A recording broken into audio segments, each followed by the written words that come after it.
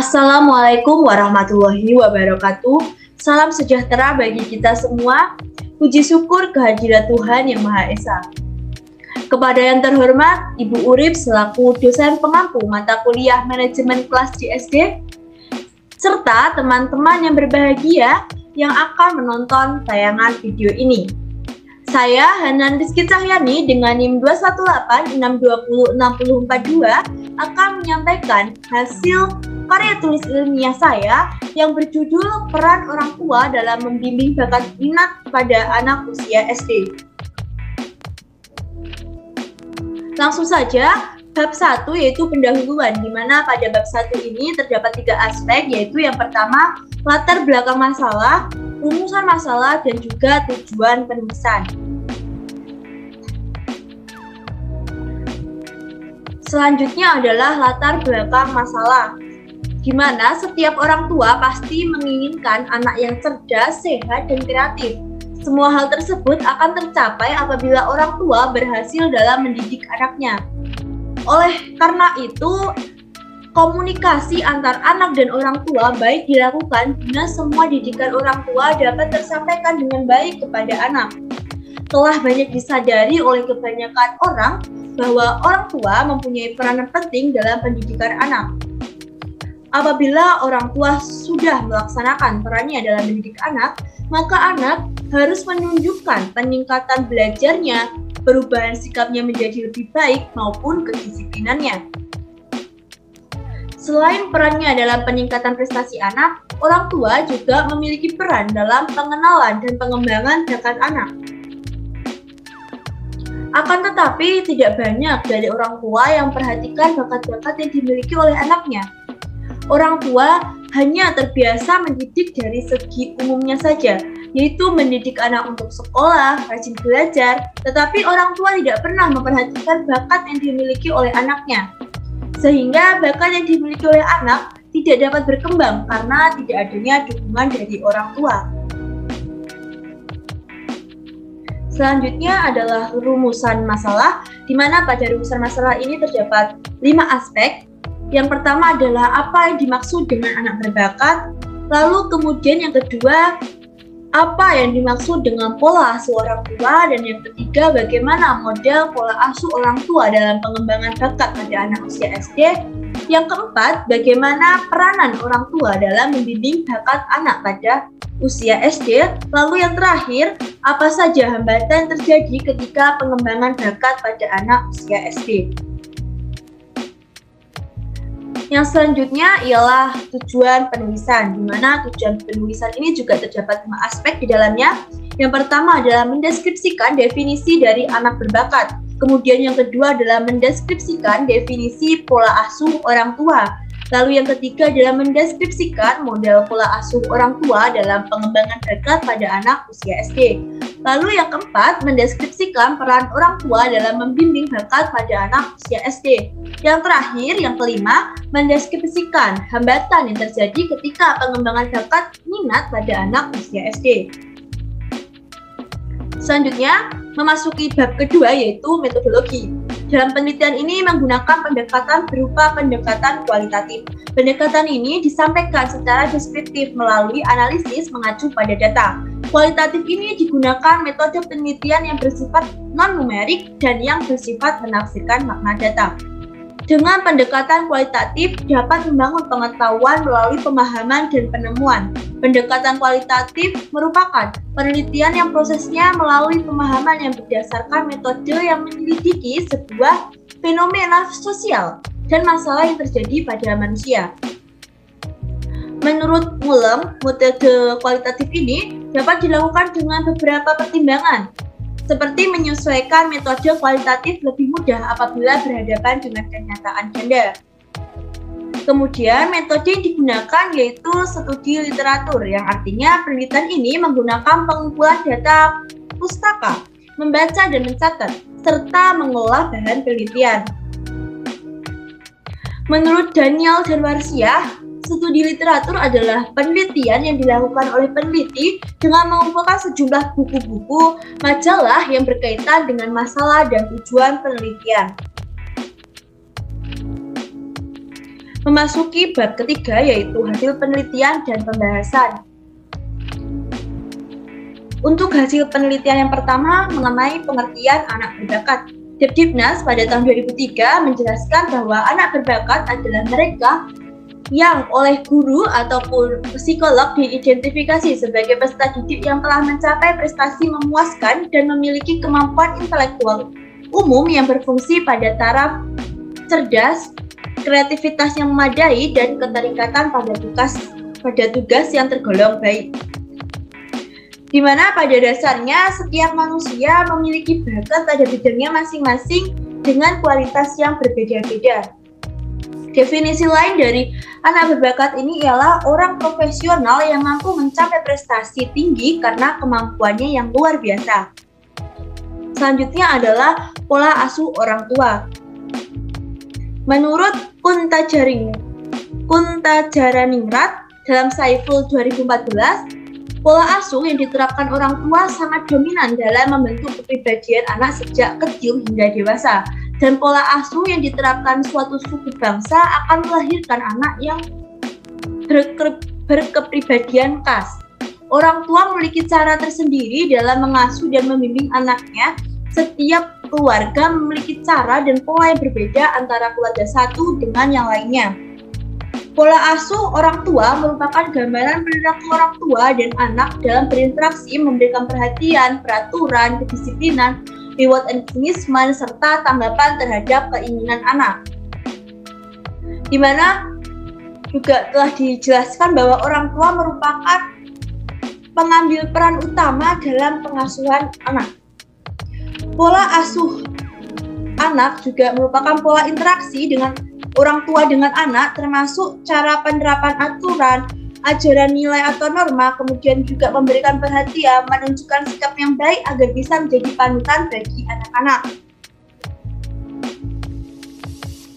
Yang selanjutnya yaitu adalah model-model pola asuh orang tua. Terdapat 3 model pola asuh orang tua. Yang pertama adalah pola asuh otoriter. Menurut Stewart dan Koch, dalam hal ini dijelaskan orang tua menerapkan pola asuh otoriter mempunyai ciri khas, yaitu kaku, tegas, suka menghukum, kurang ada kasih sayang, serta simpatik. Selanjutnya, yang kedua adalah pola asuh demokratis. Pada pola asuh demokratis ini, Stewart dan Koch menyatakan bahwa orang tua yang demokratis memandang sama kewajiban dan hak antara orang tua dan anak. Sedangkan menurut Greenwald pada tahun 2013 bahwa orang tua tipe pola asuh demokratif ini menetapkan ekspektasi yang jelas dan standar yang tinggi serta memonitoring perilaku anak-anak menggunakan disiplin penalaran. Selanjutnya yang ketiga adalah pola asuh permisif, di mana menurut Israfil dalam seminar psikologi kemanusiaan mengungkapkan bahwa pola asuh permisif biasanya memberikan tuntutan dan sedikit disiplin. Orang tua tidak selalu menuntut anak untuk bertanggung jawab terhadap urusan rumah tangga. Keinginan dan sikap anak selalu diterima dan disetujui oleh orang tua. Selanjutnya, yaitu adalah peran orang tua dalam membimbing anak pada usia SD. Di mana yang pertama adalah mengenal kemampuan anak berbakat. Untuk mengenal dan mengetahui kemampuan anak berbakat, diperlukan identifikasi karakteristik anak terlebih dahulu. Di mana telah dijelaskan oleh Roy yang dikutip oleh Zainal Alimin mengidentifikasikan karakteristik keterbakatan akademik. Yang pertama yaitu memiliki ketekunan dan rasa ingin tahu yang benar. Yang kedua adalah kerajinan membaca. Lalu yang ketiga menikmati sekolah dan belajar. Sedangkan Kitano dan Kirby yang dikutip oleh Mulyono Abdurrahman mengemukakan karakteristik keterbakatan bidang akademik adalah yang pertama memiliki perhatian yang lama terhadap suatu bidang akademik khusus. Lalu yang kedua memiliki pemahaman yang sangat maju tentang konsep, metode, dan terminologi dari bidang akademis khusus. Mampu mengaplikasikan berbagai konsep dari bidang akademik khusus yang dipelajari pada aktivitas-aktivitas lain. Lalu yang keempat ialah kesediaan mencurahkan sejumlah besar perhatian dan usaha untuk mencapai standar yang lebih tinggi dalam suatu bidang akademik. Dan yang kelima, memiliki sifat kompetitif yang tinggi dalam suatu bidang akademik dan motivasi yang tinggi untuk berbuat yang terbaik. Lalu yang terakhir adalah belajar dengan cepat dalam suatu bidang akademik khusus. Lalu orang tua juga dapat mengenal bakat anak dengan cara yaitu yang pertama memperhatikan apa yang dikerjakan anak, di mana orang tua dapat melakukan pengamatan melalui segi kebiasaan anak. Dapat terlihat ketika pengamatan dilakukan saat waktu luang, anak lebih condong ke arah mana? Apakah anak lebih senang membaca dan belajar atau lebih senang bermain? Selanjutnya yang kedua ialah dengan menganalisa jawaban anak terhadap pertanyaan yang dihadapkan dalam bentuk angket, yaitu untuk lebih teratur dalam pengamatan maksud saya perlu diadakannya analisis jawaban. Jadi orang tua dapat memberikan pertanyaan kepada anak berupa angket seperti itu. Lalu yang ketiga adalah dengan meneliti jawaban anak terhadap pertanyaan-pertanyaan tes bakat yang standar. Jadi orang tua juga bisa memberikan pertanyaan-pertanyaan mengenai tes bakat yang standar kepada anak untuk mengetahui, untuk mengidentifikasi dan mengenali apa sih bakat si anak tersebut. Lalu selanjutnya adalah menghindarkan perbuatan negatif yang bisa mengganggu. Dalam mengatasi perilaku buruk anak, orang tua memiliki peranan sangat penting. Orang tua tidak seharusnya menyerahkan pembentukan perilaku kepribadian anak sepenuhnya kepada sekolah. Orang tualah yang paling tahu dan mengerti apa yang dibutuhkan anak serta rencana terbaik yang paling tepat untuk anaknya. Menghindari perilaku yang buruk kemungkinan dapat dilakukan oleh anak dapat membantu hal yang dapat menghambat perkembangan bakat anak. Karena apabila perbuatan negatif itu dapat dihindarkan, kemungkinan besar bakat yang ada pada anak dapat berkembang secara optimal tanpa ada hambatan apapun. Menurut Ernest, dalam buku Introduction to Psychology, ia berpendapat bahwa perilaku buruk anak ditentukan oleh kendali, bisa dihindari atau dihentikan, evaluasi kognitif berarti atau tidak, kemudian perasaan mampu mengatasi dan dukungan lingkungan sosial seperti orang tua, pasangan, dan juga teman. Selanjutnya ialah masih mengenai peran orang tua dalam membimbing bakat anak pada usia SD, yaitu kerjasama orang tua dengan guru. Keluarga dan sekolah dapat bersama-sama mengusahakan pelayanan pendidikan bagi anak berbakat, misalnya memandu dan memupuk minat anak. Orang tua dapat membantu sekolah dalam merencanakan dan menyelenggarakan kunjungan, misalnya ke proyek-proyek tertentu seperti pabrik, perusahaan, museum, dan kegiatan pendidikan lainnya. Orang tua harus memperhatikan sekolah anaknya, yaitu dengan memperhatikan pengalaman-pengalamannya dan menghargai segala usaha anak.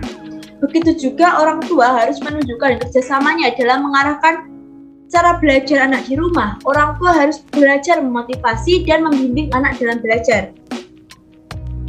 Anak didik yang kurang maju dalam pelajaran berkat kerjasama orang tua anak didik dengan pendidik, banyak kekurangan anak didik yang dapat diatasi.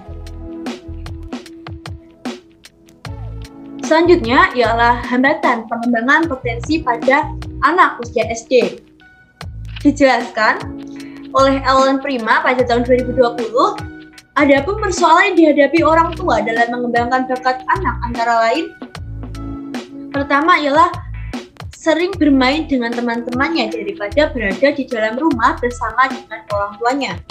Dalam melakukan pembinaan kepada anak selalu menghindar dan lebih memilih bermain karena diajak oleh teman-temannya. Bermain pun terkadang sampai lupa waktu. Kadang-kadang bermain dari pulang sekolah hingga sore sampai mereka lupa makan dan lupa kewajiban mereka sebagai pelajar dan sebagai anak. Akibatnya, orang tua tidak memiliki waktu yang maksimal untuk membina anak-anak mereka. Yang kedua adalah pengaruh-pengaruh dari media. Seperti zaman sekarang ini, yang mana teknologi berkembang pesat seperti internet, HP, media-media lainnya. Memang tidak bisa dipungkiri bahwa perkembangan teknologi sangat memberikan dampak negatif pada anak. Hal ini sangat memprihatinkan bagi perkembangan anak.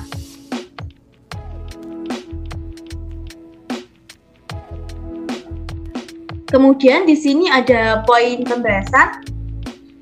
Yang pertama ialah pengertian anak berbakat. Bakat sendiri dapat disamakan dengan cerdas. Bakat juga memiliki makna yang sama dengan kemampuan. Bakat adalah suatu kondisi pada seseorang yang memungkinkannya dengan suatu latihan khusus mencapai suatu kecakapan, pengetahuan, dan juga keterampilan khusus. Suatu kondisi yang khusus pada seseorang berupa suatu potensi disertai latihan atau belajar dapat mengembangkan suatu kemahiran tertentu yang bersifat khusus. Lalu yang kedua adalah pola asuh orang tua. Pola asuh orang tua atau bimbingan orang tua pada umumnya sangat mempengaruhi kepribadian seorang anak. Pola bimbingan orang tua dalam mendidik anak dapat terlihat pada kemandirian, mengenali dan memahami dirinya, mampu membuat pilihan dan dapat merencanakan masa depannya. Lalu yang selanjutnya, mohon maaf ini karena ada kesalahan pada tulisan. Ini yang dimaksud adalah model-model pola asuh orang tua. Berbagai model dengan tipe pola asuh dapat digunakan oleh orang tua dalam memberikan pengasuhan pada anak-anaknya. Berbagai macam jenis pola asuh akan ada kemungkinan dan bisa dilakukannya kolaborasi ataupun variasi dalam mendidik anak-anaknya.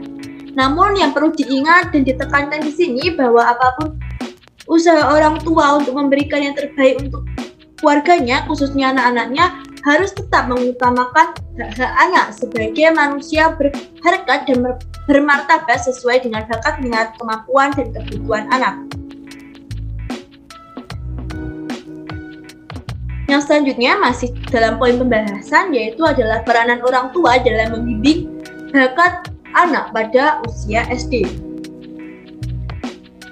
Orang tua yang peka terhadap perkembangan anaknya akan menyadari setiap gejala, kondisi, dan perubahan yang terjadi pada anaknya. Anak yang unggul atau berbakat memilih sejumlah karakteristik perkembangan yang berbeda dengan anak-anak lain seusianya. Misalnya kemampuan aspek inteligensi yang tinggi, khususnya kemampuan akademik. Lalu kemudian hambatan pengembangan potensi pada anak usia SD. Pada usia SD, anak akan lebih senang bermain bersama teman-temannya daripada harus berdiam diri di rumah. Banyak sekali anak yang sampai lupa waktu, di mana mereka bermain sampai sore hari, bahkan mereka sampai lupa kewajiban mereka sendiri sebagai pelajar maupun sebagai anak. Kadang mereka sampai melupakan waktu makan, yang dimana dengan makan makanan yang bergizi inilah akan berdampak baik bagi kesehatan fisiknya maupun berpengaruh terhadap kinerja otak anak. Memasuki bab yang keempat, yaitu kesimpulan dan saran. Adapun kesimpulan-kesimpulan yang dapat saya tarik dari penjelasan-penjelasan di atas, yaitu yang pertama mengenai pengertian anak berbakat. Anak berbakat ialah mereka yang memiliki kemampuan-kemampuan yang unggul, mampu memberikan prestasi yang tinggi meliputi bermacam-macam bidang, dapat bersifat umum maupun bersifat khusus. Lalu yang kedua yaitu pola asuh orang tua, di mana pola asuh orang tua yang baik dapat mendorong anak kepada kehidupan yang lebih baik juga nantinya. Lalu yang ketiga, model-model pola asuh orang tua. Ada banyak model pola asuh orang tua yang mampu diterapkan oleh orang tua untuk mendidik anak-anak. Dari banyak model tersebut, orang tua diharapkan